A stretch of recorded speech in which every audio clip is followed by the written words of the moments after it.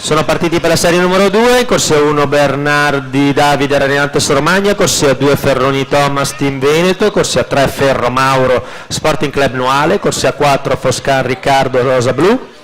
corsia 5 Lorenzon Marco Rosa Blu, corsia